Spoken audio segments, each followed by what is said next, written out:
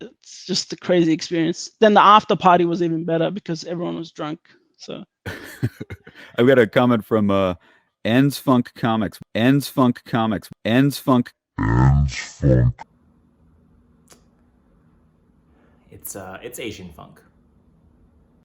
Warning, the following video is for mature adult audiences only. Viewer discretion is advised. Hey everybody, I'm Asian Funk. Welcome back to my channel. And in this video, I'm going to talk about the Mainframe Comic-Con 2020. Now this con's a little unique because it's an online only type of convention. Based on their website, they are a 2-day online comic convention featuring the top names in the comic and entertainment industry. It aired exclusively on YouTube, on the Comic Core YouTube channel, which I've never heard of before. And it was basically hosted by the guys over at Chicago Comics. Now, I first heard about these guys on Instagram. I think it might have been an ad of some sort. And then as the weeks went by, I noticed that they were actually getting some pretty big name creators and comic book industry type people. And the goal of the whole Mainframe Comic-Con was to support the Hero Initiative, which helps comic book industry people in need, and also was supporting the Red Cross. So basically all good things,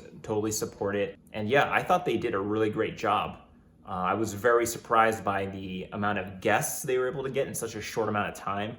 I mean, they basically had about a month to put this together, which I think is incredible. Usually conventions with this many guests take at least 6 months to plan. Now, if you weren't able to check it out over the weekend, I highly recommend you do. You can catch up on all the panels that they had on YouTube under the Comic Core YouTube channel. I just want to kind of give my thoughts on the Mainframe Comic-Con. Let's talk about what I did like. The fact that it was free. They had panels that ran into the evening, but surprisingly, there were almost zero hiccups. I attended several panels, and out of all of them, there was really only one audio problem and then one guest running late.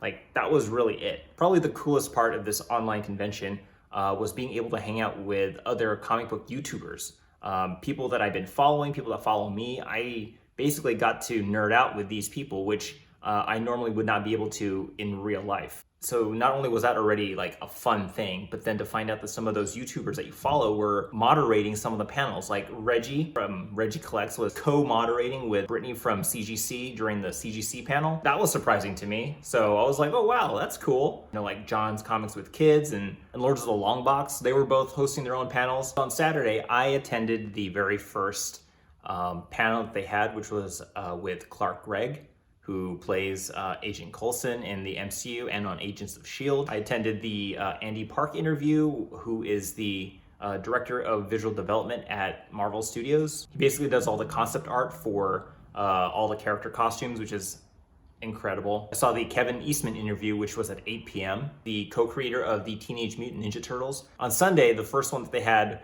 was an interview with Kevin Smith. So that was very exciting. Best known for Dogma, Clerks, Mallrats, and he's also just like a huge comic book fan. And the last panel I was able to attend was the one with David Harbour, who basically plays Hopper from Stranger Things and the most recent Hellboy. And he's also going to be the Red Guardian in Black Widow. Now, even though I thought the overall convention was fantastic, the guests, the celebrities, technically it was great, but there were a few things that I didn't like, things I would change for the next time they do this. I wasn't clear on the rules on how fan engagement or interaction would work. So I assumed that if you typed in the chat and asked a question of the celebrity being interviewed, that maybe they would ask it. But from most of the panels I attended, it seemed like the only way they would ask your question is if you donated or put it in the super chat, which totally makes sense. I get that. I just wish that was sort of made clearer. For example, during the Kevin Smith interview, there were several super chats with questions, but they didn't get to all of them. So I would have felt kind of cheated if I had, donated like $10, $15 and then was hoping to get my question answered and just didn't. And even in the comments, someone was saying, are you even gonna get to all the super chats? The other thing that I thought was kind of weird was that they didn't release the schedule for the day till the day of, like in the morning. Like I said earlier, I didn't think this was like a real con when they first announced this, mainly because it wasn't being backed or sponsored by Marvel or DC or any other third-party comic book publisher, which I thought was really weird because there hasn't really been anything like this before. And so for this to be the first one, you would think that those publishers would have backed this up a little better. You know, just because like there's a lot of artists and creators kind of just doing their own thing to help the comic industry. But this is actually the first coordinated effort. And so it would have been great to see like Marvel, DC, Boom Studios, Dark Horse, Image, you know, kind of behind this a little bit. Once people are able to actually go to a physical convention, I don't know if people would ever choose to do this again. So here are my top 5 most memorable Mainframe Comic-Con moments. During an interview with David Harbour, someone asked what it was like to film with Chris Hemsworth on the set of Extraction, which I didn't even know he was in. David replied, during a fight scene, he was pushing Chris Hemsworth off of him, and he described him as a dense piece of beef. Towards the end of the interview with Kevin Smith, he asked the people in the chat what their thoughts were on when Doctor Strange was pointing his finger at Iron Man at the end of Avengers Endgame. Described Captain Marvel being punched away, and then she was the one chance to win. And I was just like, oh my God, I never thought of it that way. During the Kevin Eastman interview, someone asked which character was his favorite between Bebop and Rocksteady.